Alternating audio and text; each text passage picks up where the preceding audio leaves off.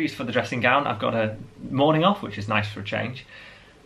Today's video I want to talk about something which I've been thinking about in my own playing, and I get asked an awful lot by students and people online, how to get out of a musical rut. Now, I'm just going to blast through a few things here, and if there's anything you would like me to go into in more detail, please comment down below and I can do them as separate videos, because each point here is a huge topic, so we'll be here all day otherwise.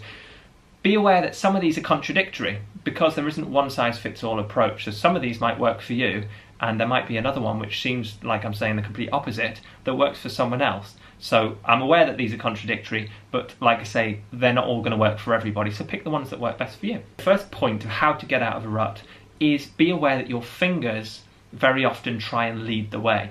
Your fingers are not musical, you are, your brain is musical. A really great thing to try and do is ask yourself, can I actually play this in my head? Can I hear what I'm trying to play, and can I see my fingers playing it? Can I see the notes moving in my head? Most of the time you'll find if there's something you're struggling with, you can't play it in your head. That suggests you don't really understand it yet. No matter how much you think you've got the notes down, if you can't do it in your head, you can't do it on the instrument. I actually practice when I'm doing tedious things like having a shower, brushing my teeth, doing the washing up, and these things really are powerful tools to improve your playing. Now, no matter what your discipline is, another great thing to do is go back to basics. Whether you're a weightlifter or a musician or a dancer, whatever you do, go back to basics. I'm always impressed by the approach of power lifters. They want to lift the heaviest weight possible. Once they hit a plateau, they don't just drop a few weights, they sometimes go completely back to basics, strip all the weight off the bar and build up from scratch again. If you're not getting any stronger or faster or better, however you define that, that means there's something missing in your core foundational technique. So focus on your posture, your relaxation, exactly how your fingers move on the instrument, no excessive movement, everything as concise and precise as possible. And work back up to speed or up to strength, whatever the element you're working on is, from there. Never be too proud to just go back to basics and build up, because almost every time you'll find that when you hit your next plateau, it's above where your previous one was, so it is worth the effort. Another great approach is to get away from your instrument in a slightly different way to how I mentioned before. You want to get inspired, listen to new music, watch videos on YouTube, maybe take up a new creative hobby that you can see some parallels with your current discipline in, to remind yourself just how difficult things are when you start and how far you have actually come in your chosen discipline. It's daft to get too emotional when something isn't happening and too frustrated, so again, put your instrument down as soon as that starts, because frustration is tension, we don't want tension. But try and think more logically. Think, I can't play fast enough yet, rather than I can't play fast enough, I give up. You just do it today, come back, do it tomorrow, come back, do it the following day, and before you know it, you'll be exactly where you need to be. You start to learn to relish these challenges the more that you play. Things get easier, of course, because your plateau is getting higher and higher, you're getting better and better, and actually it becomes really nice when you find something you can't play, because it's an exciting challenge again. Next, plan your practice time more effectively. Is your space conducive to good practice? Make your space as nice as possible. Don't try and do an hour's practice, don't try and get 2 hours practicing. Who's got 2 hours to play every day? No one does. But we get 5 minutes here, we get 5 minutes there. 5 minutes on rhythm one day, 5 minutes on scales later in the day if you can, 5 minutes on harmony the next day if you can, and stick to a routine. Again, just like a gym goer would, you have a planned routine and you do it every day. You don't think about it, you just go and you get it done. Same with your scales, rhythm and harmony. While you're focusing on these small things, always have your priority on tone, groove and musicality. Anyone can play the right notes with enough practice. How you play those notes is the most important thing, and that's going to get you booked. Relearn something you already know, or pick something that's so beneath you in another genre, a new genre, and master it.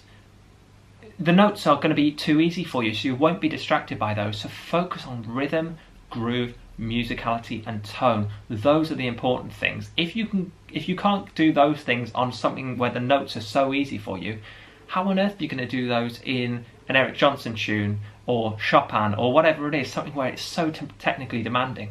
you get so used to focusing on those things in easier contexts that as the music gradually progresses in difficulty, so does your mastery of those elements.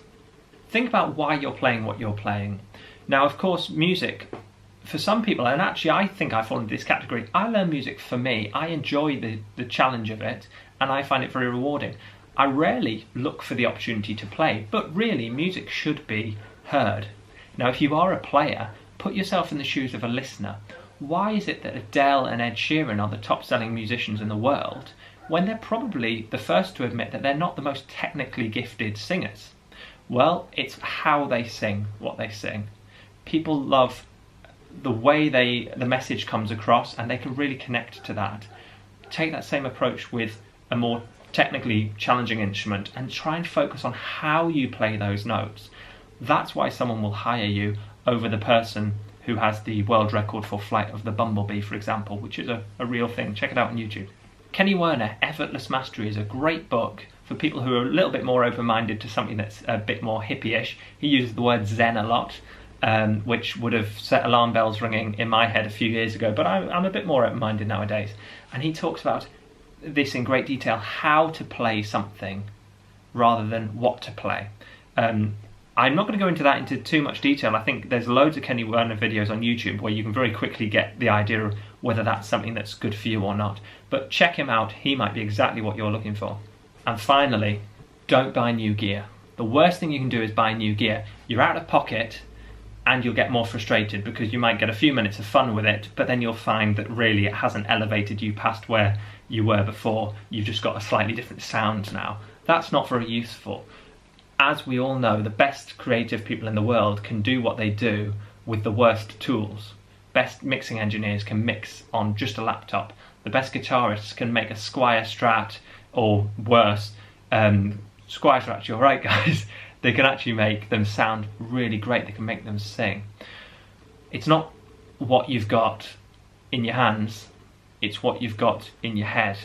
So learn more. Spend your money on educational materials if you're desperate to spend money, although spending money isn't necessary all the time.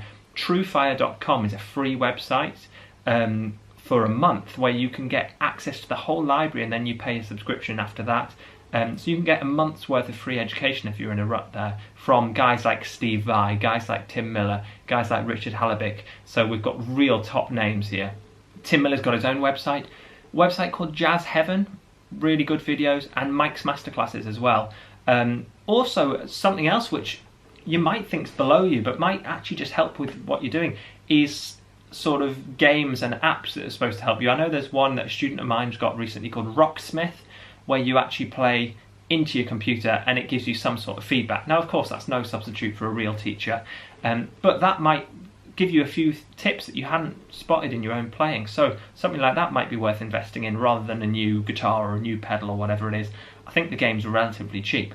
Focus on theory, transcription, analysis, and try and take those things that you might get from a free music website or you might get them from your subscription site. Don't just learn them note for note. Morph them into useful musical context. So if you're learning a Bruno Mars track and you've got to do a guitar solo on it, take a Tim Miller lick that you've learned and try and get it to fit those chords. Take a Richard Hallebick funky groove that you've learned and apply it to the Maroon 5 track that you're currently learning for your gig. It doesn't matter what it is, but take stuff and make it your own, make it work in a different context, and before you know it, it won't sound like a Tim Miller lick anymore, it'll sound like your lick, and people will praise you for it.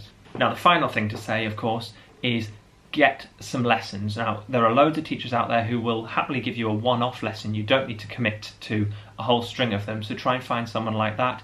Skype lessons and all sorts of things along those lines, where someone who knows what they're looking for can tell you straight away where you're going wrong, or after a lesson or two can really give you some really focused, useful advice, or help you to develop some of the ideas I've discussed in this video. Also, try and find someone who maybe is a better player than you, maybe even a worse player than you, who speaks their mind. There's nothing worse and less helpful than false praise. Anyone who's seen Whiplash will know the most damaging words in the English language are "good job." You don't want to know that you're good because you're frustrated. You're feeling that you're not good. You want someone to say you're rubbish at this, you're rubbish at that. Don't take that personally. Think about it and think, well, is that really the weakness area of my playing? And perhaps it is. Take it on the chin. Don't get emotional. Again, it's a logical thing. Sometimes people try and walk on eggshells trying to tell you where you're going wrong. The best thing you can do is find someone who's really direct with you. I've got a couple of friends who will just say it as they see it, and that's really useful for me. Everyone else just go, oh yeah, you sound really good.